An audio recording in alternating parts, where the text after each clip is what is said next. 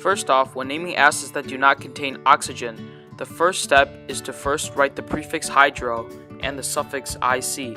Now here's an example. As we see here with HCl, if we apply the rules, the name will be hydrochloric acid.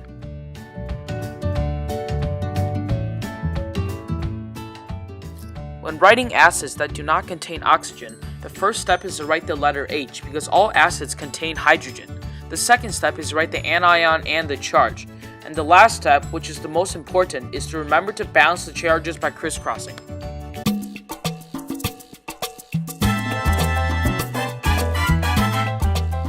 For our example, we are writing out the letters for hydrofluoric acid. The first step is to write the letter H because all acids contain hydrogen. The second step is to write out the anion, which is fluorine in this situation, so the letter F. If we put steps 1 and 2 together, we'll get HF. The next step, which is the most important step, is to balance those charges. If we apply the crisscross method for H and F, H has a +1 charge and F has a -1 charge. If we crisscross, we end up getting H and F.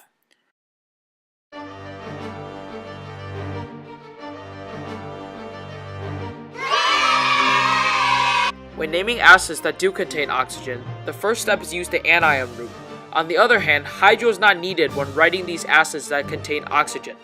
The second step is when naming these acids, if the anion has a suffix of ATE, use the suffix IC when naming them. And if the anion has a suffix of ITE, use the suffix OUS when writing down their names.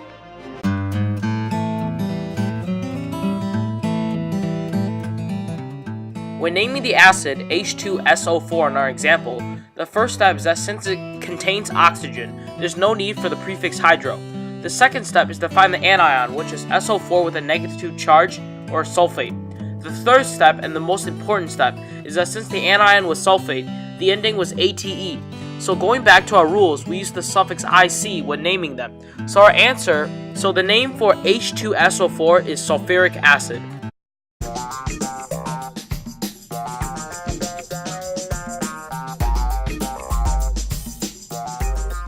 The first step in writing acids that do contain oxygen is to write out the cation, which is H, so hydrogen with a +1 charge.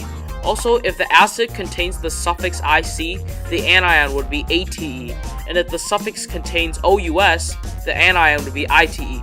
So now, the next step in writing acids that do contain oxygen is to write out the anion and the charge, and then finally, remember to balance the charges using crisscrossing.